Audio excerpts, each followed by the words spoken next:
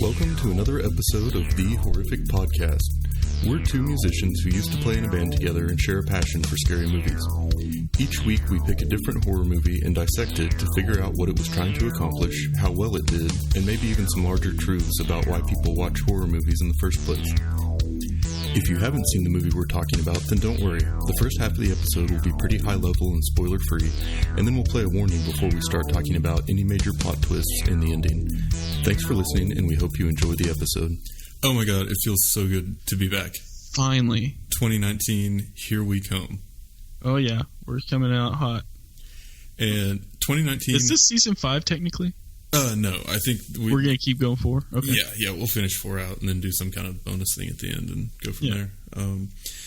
But yeah, so this year has gotten off to kind of a difficult start for you, which is why we have not recorded the past couple weeks. Mm-hmm. But we're kind of back into it now. Yeah, definitely apologies for not getting things out. I did have some family issues I had to take care of, but we're back in the saddle again. Basically, what happened was my mom got arrested again, and not really. I was trying to think of something. No, she's only been arrested once. It was just at one time, but that wasn't even her fault, man. Yeah. No. Anyway, I'm super stoked to be back. In fact, like, I was kind of bummed, like, just feeling bummed anyway, and then, like, I was like, oh, man, I need to watch some movies, and then, like, I think I texted you, and I was like, I'm ready to get back. Well, you also sent me, like, 3 huge packs of things of popcorn. Yep. And so I was like, okay, I got enough for this movie, because it's 2 hours long. Let's do this. So I'm super pumped to be back. I know what you need when you're feeling down. Don't let anybody tell you otherwise. Exactly. I know. If I was in this situation, the Bird Box situation, I'm at least gonna last maybe a week on that stuff. Yeah, exactly. But yeah, so in the meantime, I also recorded some interviews with a bunch of people who have been on the podcast in the past that we haven't really talked to or like interviewed recently. So that came out earlier this week, and that was a lot of fun. I'm glad I had a chance to do it. I'm hoping we can do that a little more regularly, just because I feel like, you know, people get 4 episodes a month of us talking about our perspective on the movies, and I think it's kind of good for both of us to hear other people's perspectives too. It definitely is, yeah. I mean, they're wrong, which is why we have the podcast. Exactly. But I also enjoy it, so, you know. I mean, basically, here's the thing. You have to listen to everything I do because I have the mic. Exactly. You know? One more outburst and I will strangle you with my microphone wire. Thank you. Yes. So... That being said, we are straight up down to interview or talk to anyone who listens to this. Yeah. You know, so if you had anything you wanted to say or wanted to be part, just give us a shout. Yeah, definitely. We use Skype to record. Well, yeah. And hit me up on Zanga. I'm still on Zanga. Oh, yeah. We're off to a wild start. Yep. But Bird Box. We are reviewing Bird Box this week, and... This one has definitely crossed that threshold from being a movie that would get some hype as a horror movie into being a movie that is very much part of, like, culture. Yeah, it has. Also, I think that we initially said that we were going to record this in, like, our Christmas special, didn't we? So, like, it was kind of before, like, the major hype started. Yeah, because so I'd been seeing ads for it on the Netflix homepage for a long time, and I don't know how much of that is everybody saw it versus I saw it because I watch a lot of horror movies on there. Right. But it was one that was advertised way in advance of when it came out, and the hype train or the advertising train for it has just been kind of nonstop, and then it seems to have built even since the movie came out. Mm-hmm. And yeah, we can talk about some more of that too once we get into the details of it. But I'm excited. I'm hoping this is one that a lot of people are interested in and will have opinions about and will reach out to us and share after they listen to the episode. Yep. Well, cool. Let's get started then. In December of 2018, Netflix released an original movie called Bird Box on their streaming platform. The screenplay was based on a novel by Josh Malerman and shows Sandra Bullock in the role of a woman with 2 children who is trying to survive in a post-apocalyptic world inhabited by monsters. The monsters are unique in that any human that sees one immediately and violently commits suicide. there's a lot more to it than that, but very little that I can say before the spoiler warning. Mm-hmm. So we're just going to move on. Netflix claims that Bird Box had over 45 million views in the first week. Oh, wow. But that claim has also come under, let's say, scrutiny, because there has been no, like, third-party verification of it. It's just a number that they released. Hey, it's their thing, man. Yeah. I mean, who else would know? Mm-hmm. But anyway, I would imagine that you had lots of things to read about regarding this movie. So I did. What'd you learn? I had quite a few. So, the setting for this was in California, specifically Northern California, specifically Sandy B's characters from Stockton. Stockton has Nate and Nick Diaz as their MMA fighters in real life, and I really like them because they slap. They have a thing called the Stockton slap. Neither here nor there. So this is strictly, I mean, if it sounds like I'm reading it, it's because as several Northern California cities are mentioned, like Santa Rosa, Sacramento, and Stockton, the river that is in the movie is the Smith River in Del Norte County, and that's in the California-Oregon border. However, the house that some survivors stay in, this is kind of hard to do before spoilers, because the house that some survivors stay in is actually in Los Angeles. That's where the main surviving house is at. This film, well, I think one of the reasons, kind of like what you were talking about, one of the reasons why it is as popular as it is right now, like, it just seems like this popularity for this movie is just going crazy. Yeah. Is because of the Bird Box Challenge. Yes.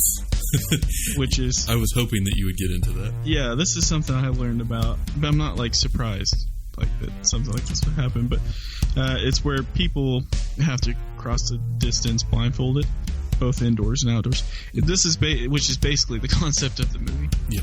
Did you watch any of the videos of the Bird Box Challenge? I didn't. I've read about them, though, and I've seen... there's been people playing video games, like popular video games, blindfolded, and there's also been a lot of meme pictures. Yeah, it's the video game thing is pretty crazy. Because, like, these people have played games so long. I can save you a lot of hassle instead of watching these videos. If you guys haven't, just imagine people are putting on blindfolds so they're going to run into things. It's done. Okay, we get it. Yeah, so, last thing I got. John Malkovich, which I love that guy. He was perfect for that role. Exactly. Like, he was just like, I could hear him talk all day long. He would talk to birds on the set, I guess, and so much so that like he was like had a connection with them, I guess, and like he would say things to them and they would move their feet. Oh, weird. Like, basically, like, he would tell them to move their feet and they would. Mm-hmm.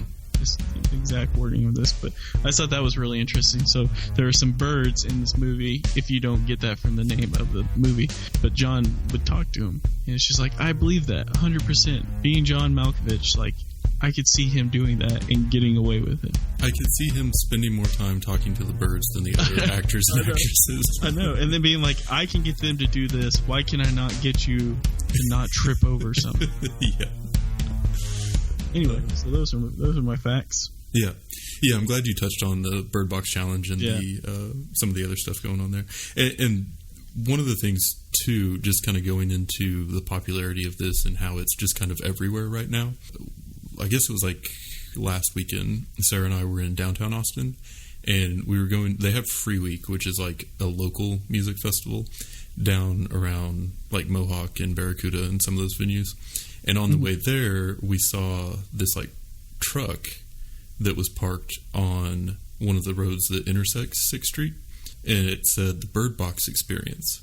And they had like these two big video walls, and then this background that you could take pictures in front of, and there was like a line. And so, of course, Sarah wanted to do it. So we go, and I didn't want to just because I knew it was going to be disappointing, like everything in life. But she really wanted to, so we went. we had to fill out like this form, and then you stand in line, and then they give you these blindfolds that you can kind of see through, and then they let in 10 people at a time. And when you go in, the inside of this truck, it's like all blacked out on the outside, but on the inside they have 2 like long benches on either side, and then like it wasn't like tour bus size, but it was like camper, you know what I mean? So there was like a table down the middle, and then there were some TV screens, and then it was decorated to look like it was the inside of a cabin. And so everybody had to sit in like a certain place, and it was like they were playing news reports, and then you were hearing like surround sound, like people like knocking on the windows and stuff, and they had these little like fog jets, so you would feel like wind and like fog against the back of your neck and stuff, which is kind of a neat idea. And then it ended with all of a sudden you saw the shadow of someone running up and like beating on the back door really hard right after they'd said not to like let people in. And so I'm like, okay, I'll be interested to see where this goes. And then it was over. So it's like, oh, okay. Dang. Yeah. So you got to take your blindfold off for most of it. And then nothing really happened. And then you got off. But there were a lot of people doing it. And the fact that they are making these trucks and sending them around just showed, like, I've never seen that for a movie before. That's like next level as far as advertisement. And so this movie, I think, is, you know, like we said before, definitely passed from, you know, something that just a few people are watching to something that is part of pop culture in this moment. And, you know, it's even made it into, like, people are making fun of it just because it's popular, and just about everybody has seen it. And so I think that Netflix has done something really interesting with that, in that it's original content that's basically for free with your subscription that has made that crossover. And so that's really interesting to me, and I really hope that they continue to do stuff that's sort of in the horror realm, like this in Haunting of Hill House. Oh, yeah. Because I think that definitely is something cool, and I'm excited. I see them doing that. I see them keeping this going. I mean, they had Hill House, they had was Hush a Netflix only, or was it just it may have been, I'm not sure. Anyway, it just seems like that's kind of the direction that they're going. I mean, I'm hoping that more horror movies are coming out, because we have a podcast about it, B, I think that they will be based off of like Get Out. That was kind of a game changer. And then you have A Quiet Place, like it's just kind of coming back more popular than it seemed like before. Absolutely. Well, yeah. And so the first thing that we kind of tend to get into after we go through the summary and the facts is, what were the people who made the movie trying to do, and how well did they do it? And I think that with the recent success of movies like A Quiet Place and Get Out, Netflix was really trying to kind of cash in on that genre, where it's a really well-made, really high-budget movie that has some, I guess, you know, some heartwarming underlying themes, but also uses elements of horror to tell the story in a captivating way. Yeah. I saw it. Did you see how much it was for, how much they spent on the movie? No, I didn't. I think it was like $19 million. Oh, really? Mm-hmm. Nice. So I wonder how much they would, anyway, we can... Yeah. Anyway, $19 million. Well, and it definitely had the feel of a movie that was made with a high budget. I mean, the production elements I thought were great all around. The camera work was really good. And creative, too. Like, I like that they showed from behind the blindfold a lot, or the overhead shots of the river with the boat kind of moving through it, or, you know, even just like the mom and the kids under the blanket for some of the conversations. The way that they set up a lot of those shots I thought was cool. Yeah, and you're also, when you have a movie that involves being blindfolded and you're used to seeing, I mean, I think it adds that extra anxiety that the viewer will feel during the movie. I mean, because it's just like putting yourself in their shoes. It's like, gosh, man, like trying to, get through the woods blindfolded. I mean, I could do it. Naturally. Oh, yeah. I'm going to be a mountain man. You could do it blindfolded and deaf. I prefer it. Yeah, I prefer a challenge. Yeah, you know. Yeah. But just like it's just like, gosh dang, that would be intense. Yeah. I think the intense part is more so just thinking that blindfold could fall off at any time, or whatever. But And I thought like the sound was really good too, and some of the sound effects were just super brutal. Like I felt like the sound always supported the scene, and so like there's a certain scene where someone gets stabbed with scissors, and the sound effect during that just like made my stomach turn. But then there was also kind of that like ambient ramping up music during the parts that got intense that really did a good job of supporting what was happening. But then I thought just the sound effects kind of in general, like with the birds and with the voices and everything else, it was all good and it was mixed well, and I didn't spend the whole movie fighting to turn the volume up and down, which was nice. Very good. And I thought like the acting was surprisingly good for a scarier movie, or a movie that used horror.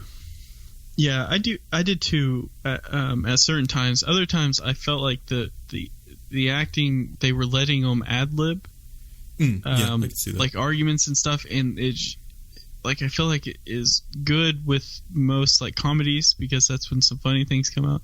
But it just didn't seem like it was working at certain parts, like the sisters arguing. It was just like, I think it was just like they were just kind of playing off each other and going back and forth. But anyway, I love Sarah Paulson as an actress though, so she can do no wrong in my mind. But but then I guess another big part of it was kind of like the way that they told the story, and so it was a lot like Haunting of Hill House in that it jumped around in time a lot, and so you see the beginning of kind of the big final story arc at the very beginning of the movie, and then the rest of the movie is kind of progressing towards that while also filling in the backstory.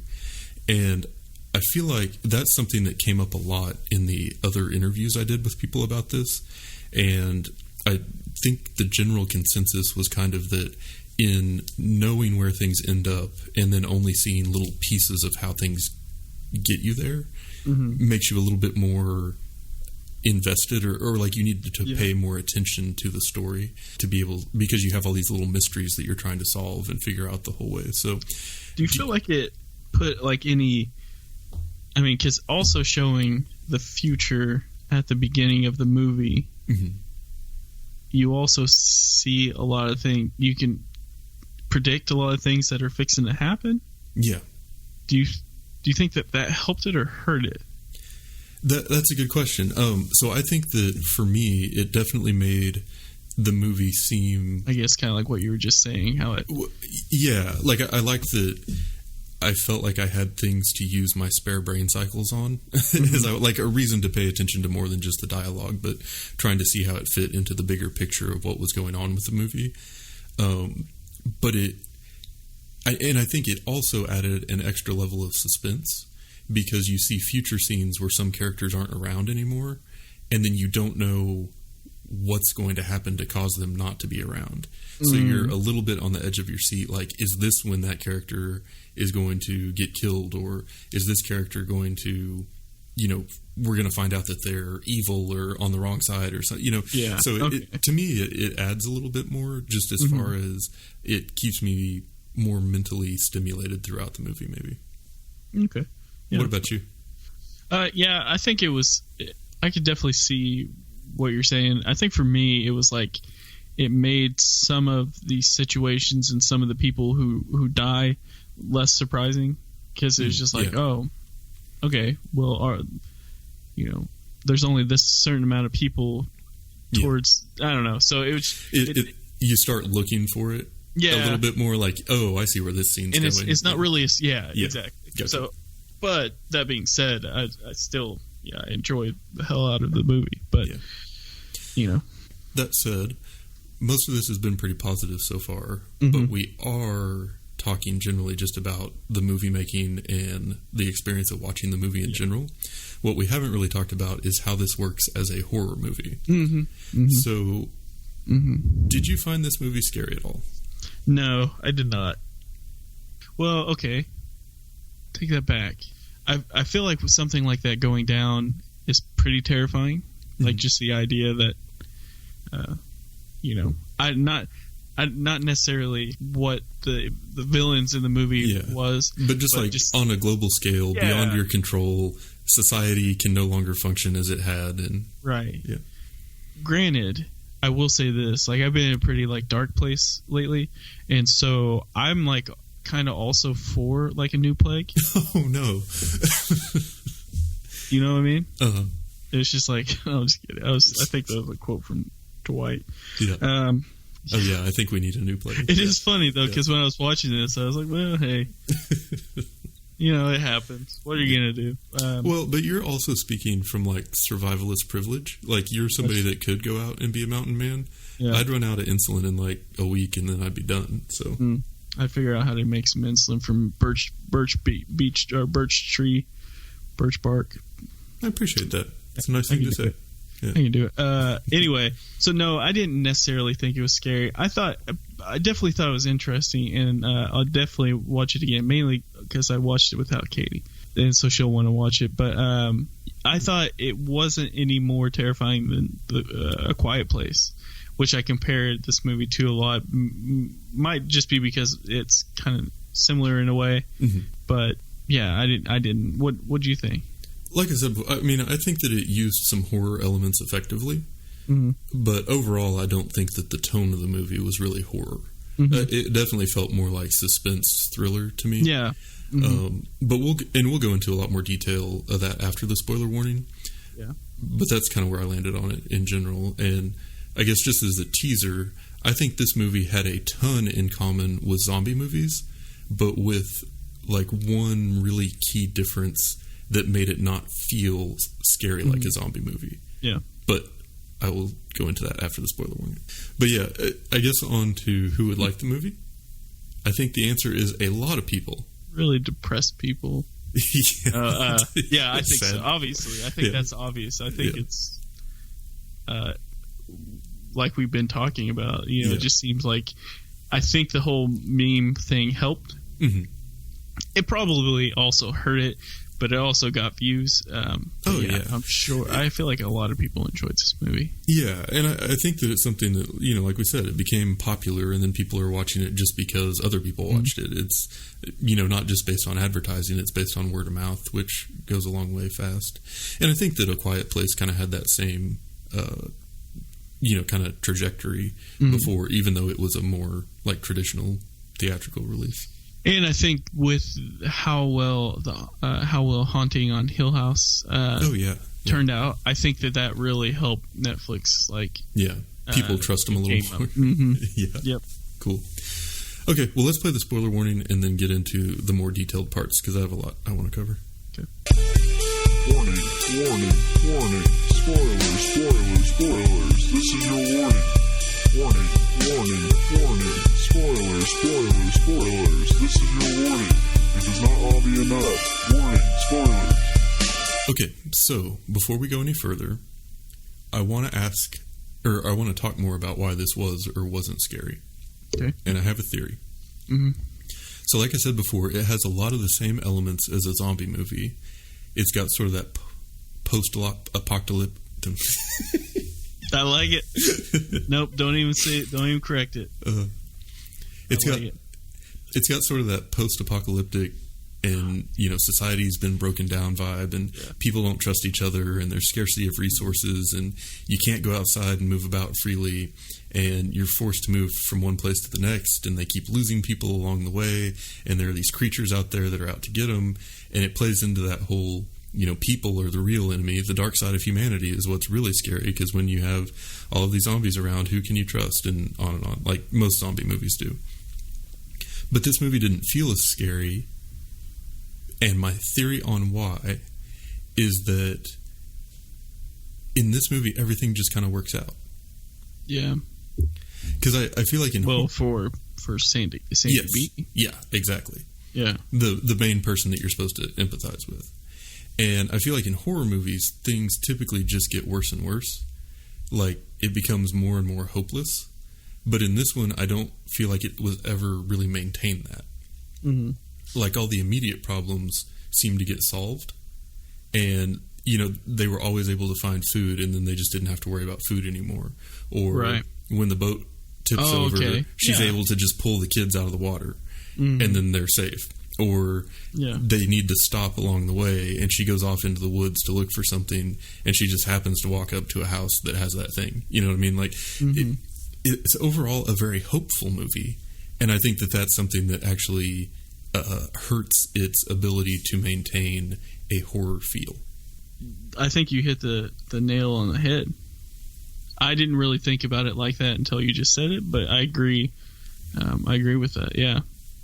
Looking back at it, it's like, oh yeah, they didn't.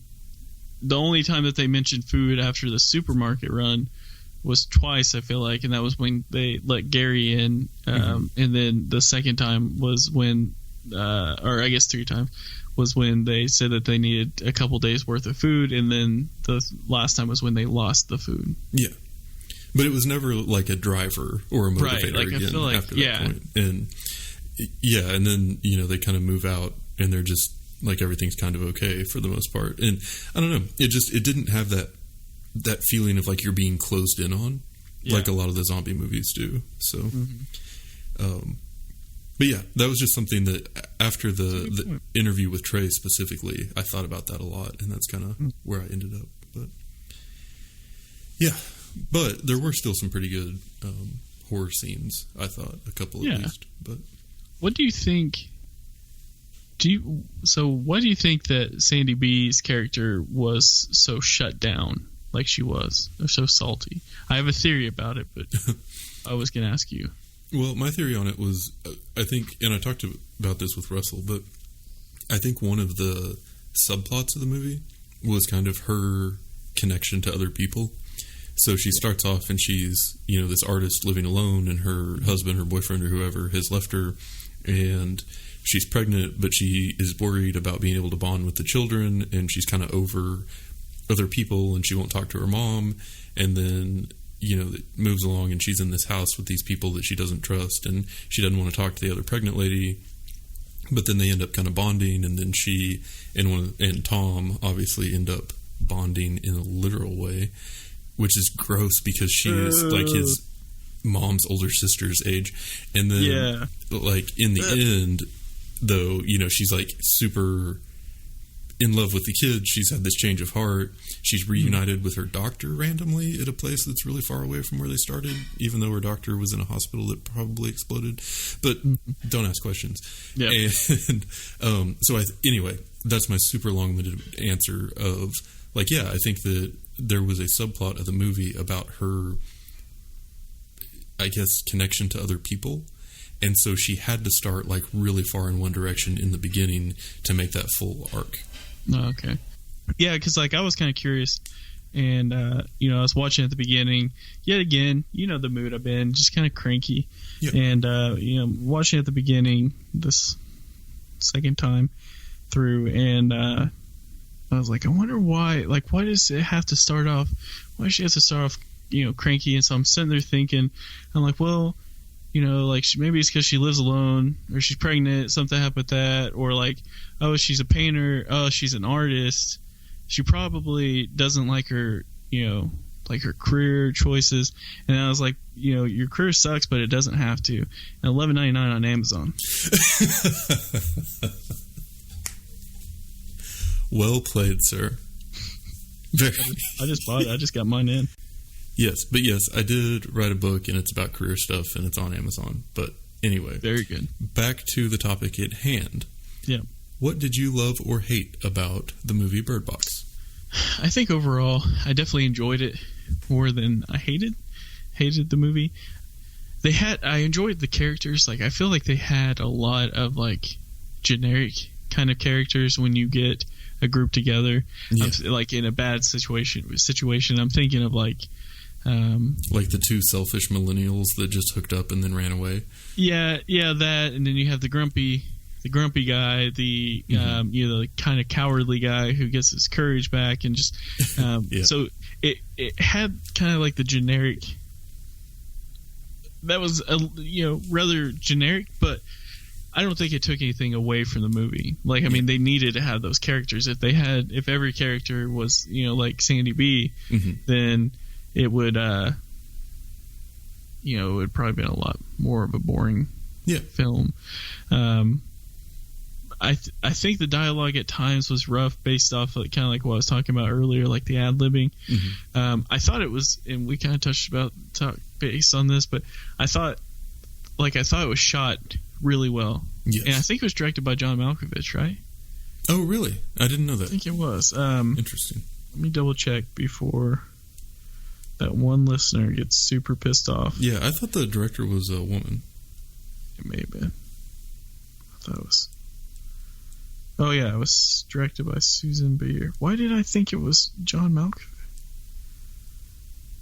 Well, anyway.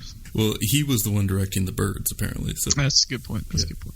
But anyway, so as far as like, you know, things I liked or loved or hated, that was probably it. I thought they had like a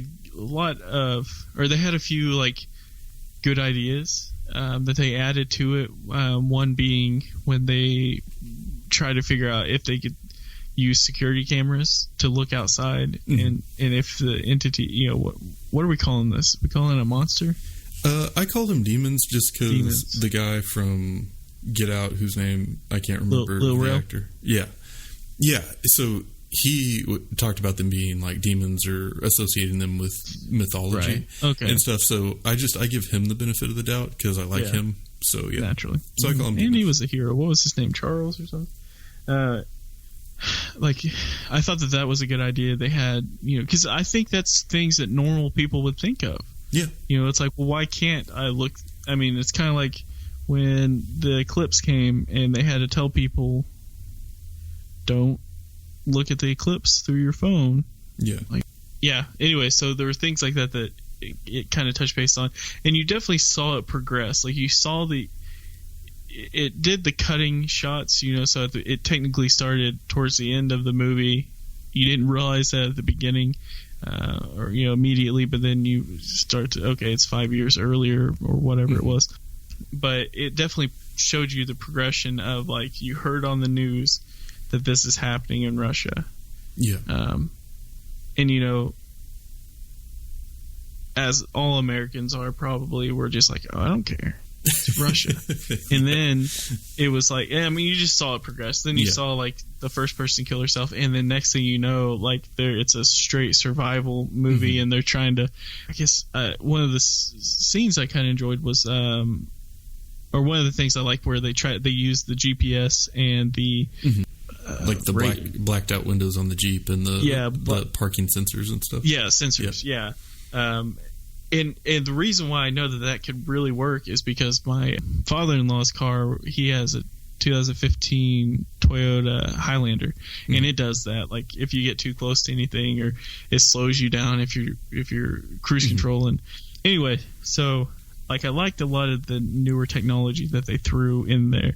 I guess I have more likes than dislikes, but did you have any dislikes? Yeah, I would say that I thought the dialogue at times was kind of sketchy at best. Yeah. Where it was just like, we need to get out of here. No, we don't. Yeah. Yeah. You know? We should stay in the grocery store. No, we shouldn't. Yeah. Yeah, and it's like, well, if we're looking through this with a fine-tooth comb, why don't you just go back and pick up those people and then bring them back to the store? Yeah. Anyway, because the millennials stole the Jeep, that's why. I guess, yeah. You're telling me, man. It had some humor to it in certain parts, which I think it needed. You know, like Machine Gun Kelly's part where he's taking the pills with the police cadet there, and she says, like, you realize I'm a cop, and he's like, you're in, what do you say, like, you're basically in training, you're not a cop yet. But doesn't matter because they ended up leaving the group. But yeah, I thought it was a pretty interesting concept to have, like, mentally ill people, or, you know, crazy people not affected, like, as far as, like, they don't kill themselves. But, like, that's who turns out to be the bad guys. Yeah. You know, I thought that was a weird way of picking it out. So like, if this ever happened, like, we'd be cool. Oh, yeah. it would just be like you just couldn't look outside, and I would just be hanging out with you because I saw what was outside. I was gonna say this would change very little about our daily life. yeah, I know. Oh no, I had to stay inside with the windows shut and dark. Oh no, what'd you think? What'd you love and hate? I loved how it was made. Like, I just thought it was a good, high-quality movie. I really loved the filming and the camera work. I also loved that they didn't spend too much time trying to explain the monsters, and that you sort of found out the way that the characters would have. So, it's just, like, the horror's happening and they have to deal with it. And it reminded me a lot of Night of the Living Dead in that regard, where you and the characters both don't fully have the picture of what's going on, but it's just things are going down and you have to try and survive it with very little information. But what I hated about the movie was the inconsistencies, the plot holes, and the things that just made no damn sense. Oh, okay. So I talked in the interview with Trey about how a lot of the scenes you would watch and really enjoy because they were like intense and they played on your emotions and they were giving you information that helped piece the story together. But then if you were to, say be someone who was taking notes about it for a podcast and you tried to write down the scene in your notes, you'd start to write and be like, why did that happen? Or, in trying to like explain it back to someone, it just doesn't make any sense at all. And so I'll get into that more with like the specific scenes, but I felt like there were some just like one thing that is kind of a personal pet peeve is when movies don't like follow their own rules, or when they ask you to, because every movie you have to suspend your disbelief a little bit. I mean, it's a movie, it's fantastical, there's supernatural things happening, you just kind of have to go with it. But it's when they don't like follow their own rules or stay inside their own boundaries that it gets distracting to me. And I felt like this one definitely got into that world a little bit. Yeah. Well, and I guess a prime example would be, so you had talked about them looking through the cameras. So basically the guy that owned the home had decided that he wanted to look through his home security cameras and see if he could see the demons outside. Yeah. And he's like, no, this is going to work. I really think this is going to work. And everybody's like, no, there's a chance that you could go crazy and kill yourself. And so they're like, okay, well, just tie me to the chair, turn on the screen in front of me so only I can see it, and then we'll see how it goes. But I really think this is going to work. And they're like, okay, cool. So they do it, and then for some reason they all just leave instead of staying there to like keep an eye on him. Yeah. And then he sees, the breeze starts, the leaves start moving, and he's watching in the camera, and then he sees it, his eyes change, he starts rocking and like smashes his head open on the fireplace. Yeah. But like, what was the best case scenario outcome of him seeing them through the security cameras? Like, best case scenario, he sees the thing that could kill them and verifies that it's nearby. And like the worst case is he just sits there, but then they'd still be there. So like, why was that necessary? Yeah, I was thinking if he saw it, then they could like use that camera on the front of their car and still see where they're going. But they wouldn't have Wi-Fi. Cars have Wi-Fi. Well, in a post-apocalyptic world where you have planes crash in the middle of the street, I kind of doubt it. I don't know. It just, to me, it seemed very far-fetched, and it seemed like... I'm just saying it. But, like, in watching that scene, I wrote it down, and it's like, he wanted to look at them through the camera so that... I guess, And I think that he said something like, well, maybe we could get to another house that might have supplies in it. And it's like, yeah, that might work once, best case, but I don't know. It seemed a little far-fetched, and it was definitely a very intense scene, and it was very, like, gruesome. But then if you try and put it into the bigger picture of why did that matter, they didn't do a good job of explaining it, and so it just kind of felt like an add-on to me. Or what they could have done, if they found out that it worked, was they could have just drove in reverse to the grocery store. Oh, and look through the car camera? Yeah. Oh, God. Yeah, man. Yeah, I agree. That's true. Were there any particular scenes that stood out to you? So I liked, like at the beginning of the movie when Sandy B's talking to the kids, and like you it really kind of puts it in place. Like she's telling them like, don't look, you know, and it starts off and you realize, like, you're watching and you're thinking, like, she's just like, is she just being like super mean? Like what's going on here, you know? And as you learn, like, she's doing it because she's trying to protect them in a way, you know? So I kind of liked that. I liked the beginning. It just got straight into it, you know, and it didn't take long. This is a very long movie. This was 2 hour long, it is. But it didn't take long to get into where it was going. Yeah, agreed. So, you know, I guess we're on scenes, but so I like that. I like the fact that, you know, his name was Boy and her name was Girl. Mm-hmm. Yeah, and that kind of fits into her character arc too. The subplot of her, you know, having the detached worldview in the beginning and then coming around and changing it. Yeah, so I liked another scene I liked was when they make it into the grocery store. Mm-hmm. I felt like Charlie was the one that was adding a lot of the humor. Oh yeah, to it, and he did really well. Like it was really good. It definitely wasn't Get Out, but it was still good. Did that grocery store scene remind you a little bit of the grocery store scene in 28 Days Later? Yes, it did. Yeah, I had a feeling you'd like it for that reason. Yeah. And plus, like, I was thinking also, like, I think I liked it even more because now Oklahoma has good alcohol in our grocery stores. Well, I thought it was funny that it was a grocery/liquor/pet store. Like, there should be more of those. Oh, yeah. People would be, and it had, like, those really nice electronics too. Mm-hmm. Like exactly. You know, so I was like, God, that's a smaller place than Walmart here, and they had everything. Well, yeah, they even had mutant birds that could stay alive without eating indefinitely after all the people left. But I really want to live in a place that has a grocery store like that. Yeah. But yeah, so I liked. So towards the end of that, you know, Charlie kind of saves the day. And he realizes that he's going to have to save the day. And I like that scene because it's like the unlikely character in that situation. The one who was scared from the get-go was the one who, you know, protected the group. And I think that was one of the best horror scenes in the movie because, you know, you hear that knocking and they go to let him in, but then you realize that he's not on their side.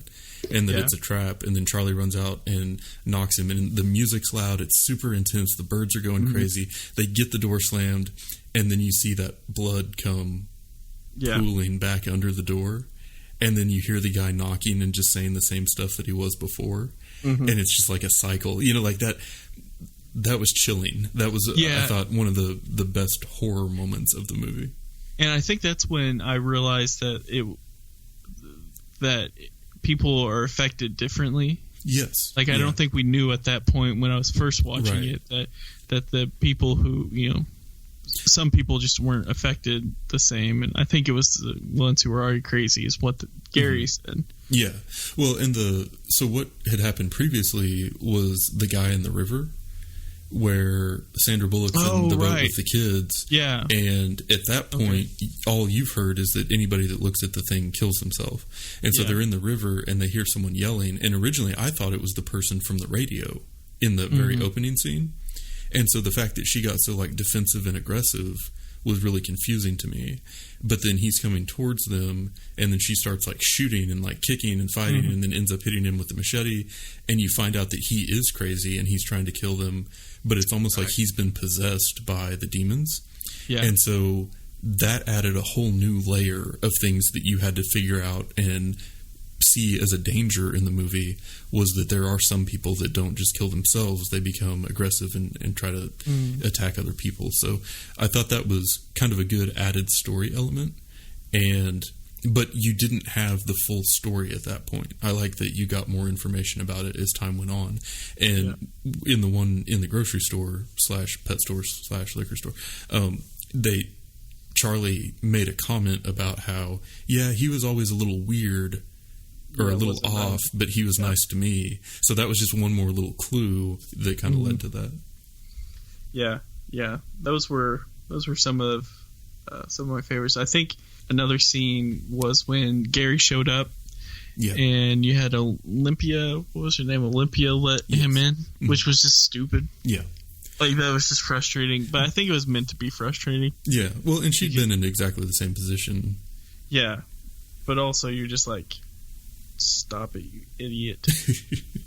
I'm just being cranky. When Gary comes in, and both women go in labor at the same time. Yeah. And they're upstairs, and you realize, because you don't know up until this point, but you realize that he's crazy. Puts the birds in the freezer, and then you see his drawings, and it's like drawings of monsters. Yeah, that scene where he was taking them out of the briefcase while the women were in labor upstairs, that was super intense. And it's like playing like the classical music, and you can tell he's just like he is crazy. Yeah. In any way, and then so that leading up to when it's just Tom and Sandy B and the kids, like that whole series, John Malkovich is in the garage locked up. You have him you have Gary ripping open the windows, and it's like, oh god, that sucks. Yeah. And then you have him, killing.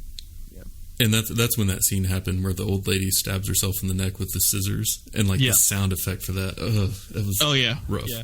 Well, and him stabbing John Malkovich in the chest. Yeah. It's the same kind of thing, because stabs him once, and you're like, God, that sucks. That would be so terrible. And then he does it, one more time, and it's just like, ugh.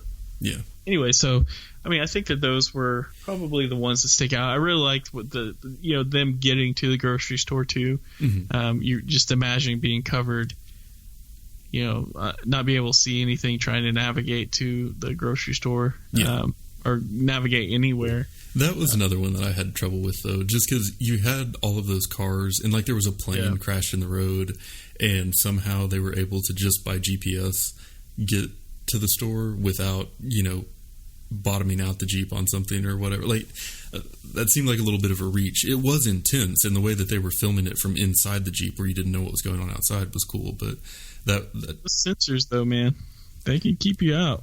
Yeah, but I don't know. Anyway, with the pure chaos that would have been out there, I think that's asking a bit. And you think that there would have been crazy people trying to get in anyway, but I still liked it. I liked the concept of it. But one other scene that I thought was real good on the horror level was after the boy falls in the river, and she pulls him back in, and then they stop, and she's going to look for blankets because they lost everything. She walks directly up to that house, and then the girl gets out of the boat to go looking, or I guess listening for her. And then she's walking, and the camera's focused on her, and the wind picks up like it always does when the demons are around. And then the music's building, and then you see the hairs on her head just start to lift up. Yeah. And then all of a sudden she gets yanked from behind, and you quickly learn that it's Sandra pulling on the rope that's attached to her. But just in that moment and that build up, and you're like, oh crap, I'm about to see a child get killed. That was a really uncomfortable scene that I thought worked well on a horror level. But it was also offset a little bit by the fact that when the boy fell in, even blindfolded, she just randomly reached in the river and pulled him back out. Yeah. And then she got out of the boat and just happened to come across a house without being able to see anything, and just happened to walk to the door. I don't know. Yeah. Maybe, and this is another thing too. Maybe it makes sense. I don't know how much they went off the book, but maybe they were going off the book and they didn't add. Well, yeah, and it was already a long movie. They didn't need to show her wandering in the woods for an hour beforehand. But still, that would have been it's a good point that I didn't think about. How convenient everything was. Yeah. Well, what did you think about the ending? Speaking of convenience. Yeah, so the ending was when you really see Sandy B officially turn into loving, I guess. Yeah. Basically, do you want to explain the ending? Yeah. In the end, they finally make it to past the rapids, and the boat overturns, but they're able to get out. She finds both the kids. They're going through the woods towards the sound of the birds, like the radio instructed them to. But she falls, of course, because she's walking through the woods blindfolded, and then she and both kids are hearing voices that sound like people. So she's like hearing Tom's voice. The kids are hearing her voice that's telling them to take off their blindfolds. And so it's this really kind of tense scenario, but she's able to find them both. And then they make it to this building where they're hearing all the bird sounds and walk immediately to the door without being able to see, which was, pretty lucky. And then it opens and they let them in, they check their eyes, and there's this whole community of people there, and it had been a school for the blind. And so the people there weren't affected, but somehow they've collected a number of people who were survivors as well. So there are people with sight there, but the whole thing is like a giant, almost like greenhouse type roof that's covered in plants, and then there's just this huge amount of birds that are living there. So they say that the birds provide protection for the sighted people. And then while they're there, she sees her doctor from the beginning of the movie, and then she has this emotional moment where she gives the kids names finally, and then they run off and play, and then they all live happily ever after. Which, how much of like Sandy B like having that moment was like her actually being a good person, or how much of it was like your mom changing when friends are around and like just being, you know what I mean? Like not your I absolutely get what you're saying. Like, you have people over, they're like the nicest people in the world, and she's like, all of a sudden she's like, oh, you're no longer boy, you're Tom, you know, and it's like, wait a second, like you're just doing that because the doctor's around. Exactly. Yeah. No, I 100% get what you're saying. It's like, like in the hour before people come over, your mom's like a drill sergeant, like take out the trash, clean the windows up. And then as soon as people come over, it's like, oh, aren't the children cute? I just love watching them play. And it's like, where was that for the rest of today? But I think with the ending, I mean, I think it is nice every once in a while to have a movie kind of like this where it's not like it was a happy, I don't want to say it was an absolute happy ending, because with Tom not being there or the other survivors, but because I felt like the one most deserving of the happy ending was probably Tom, just for putting up with but but I will say, like, it was nice to have, I guess, a kind of a convenient happy ending for the kids. Not every horror movie can end sad and miserable like how you and I like them. Yeah, true. It was like when you realize that. So when she gets into the house or to the school, and you realize it's a place for blind people, it's like, oh, okay, that makes sense. Because I was thinking about it when they reached out to Rick, it was like, okay, well, they're basically going to trade up being at one, just their place for another place that's probably not going to be safe, and they're going to have to move again eventually, and which they might still have to do that, but anyway, so I was like, are you just trading one shitty situation for another, or what's the case here? But I don't know if I can imagine it ending different, I guess. Well, I thought I guess the movie in general had a lot of similar themes to A Quiet Place, and the ending wrapped that up well, like the idea of spending so much time protecting your kids that you don't give them the emotional support or the hope that they need to be well adjusted, and then having like the change of heart and realizing what actually matters when it comes down to it. But like the execution it seemed like it was all feel and no thought to me. Like everything was just kind of fine. And, they walk right up to the door and they go inside, and then everyone's just cool with them being there, even though when they let somebody that they didn't know in, it led to the whole house almost getting killed. But they knew the eye thing, though. But I didn't think that guy's eyes were weird until later. So no, they were weird. You could tell they were weird when he showed. I thought I could, yeah. But like the birds didn't react to him in the beginning. But I don't think they react to those. Yeah, that's it. Yeah, so they react to the. Yeah. Anyway, but it was frustrating to me because it's like, oh well, we found this school for blind people, and they've just been letting all these people in, and so it's this thriving village, and I'm immediately thinking, well, what's their food supply, and where do they get water? Right. Yeah. And like, how have they managed to sustain life out here?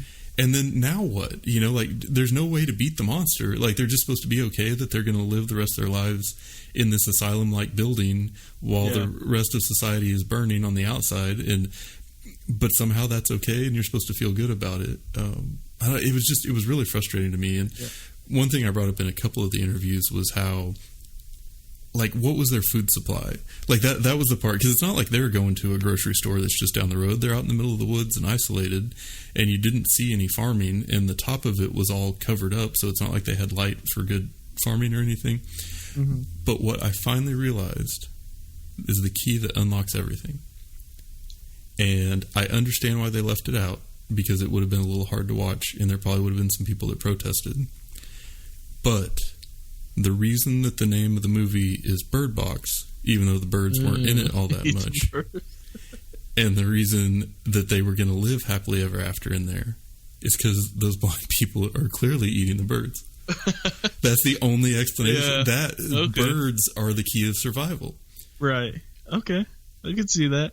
I will also say this, and this is the same thing I say to Katie when we're watching like a ridiculous movie. Mm-hmm. And, you know, she points out certain things. It's like, well, so we're going to believe that there's these demons that make you kill yourself. Right, yeah. But not that they can't, you know, get to the door. But yeah. That's funny, though, because I just imagine, like, the blind people eating something. I can't say that.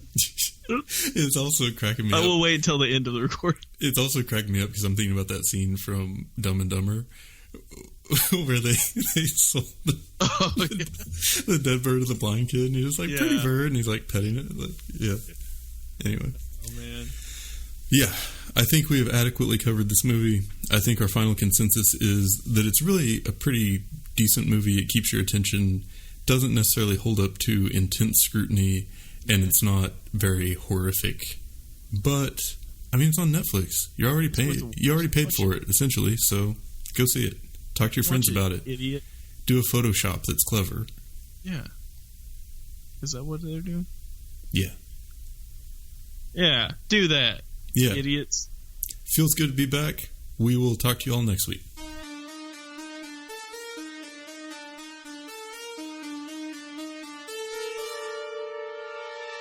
Yeah.